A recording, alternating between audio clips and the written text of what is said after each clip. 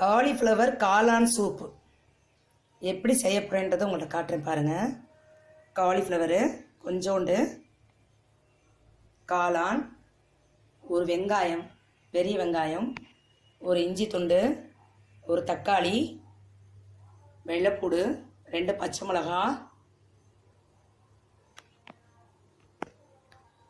பொன்னாங்கண்ணி கீரை கொஞ்சம் பாருங்கள். இது முள்ளு முருங்கைக்கீரை, தேவையான உப்பு, கான் சும்மா அந்த சோளம், மஞ்சத்தூள், மிளகு, இது கரம் மசாலா வீட்டில் நான் அரைச்சி வச்சுருக்கேன், அதை எடுத்து வச்சுருக்கேன், சீரகம், சோம்பு, பெருங்காயம், தேவையான அளவு எண்ணெய். எப்படி செய்ய போகிறேங்கிறத பாருங்கள்.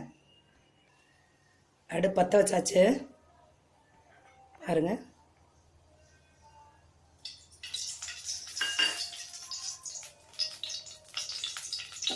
இஞ்சி,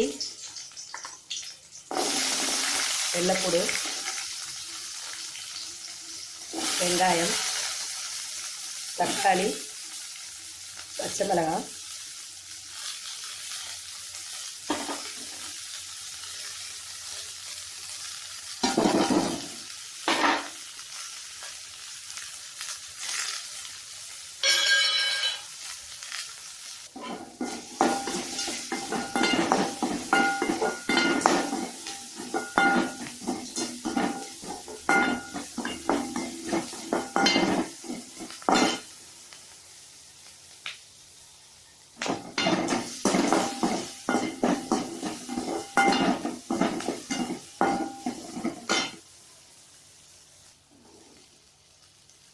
உப்பு கொஞ்சம் போடுறேன்.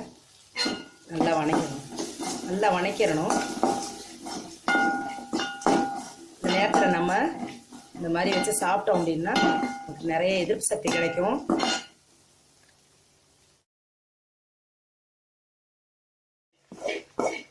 மிக்ஸி ஜாருக்கு மாற்றிடுவோம்.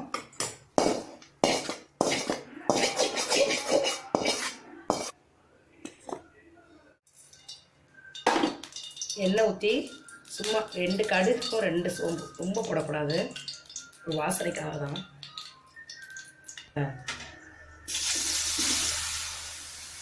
காளானையும் காலிஃப்ளவரையும் வணக்கணும். நல்லா வணக்கணும். இது கொஞ்சம் உப்பு போடணும்.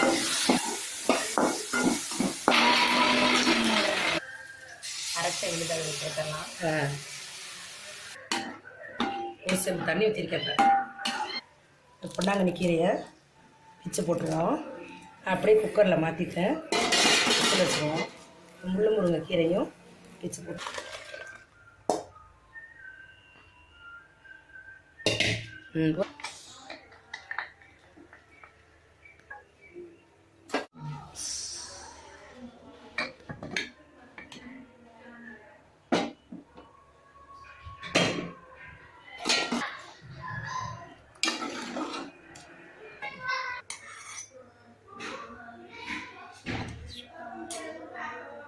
சூப்பராக இருக்கும்.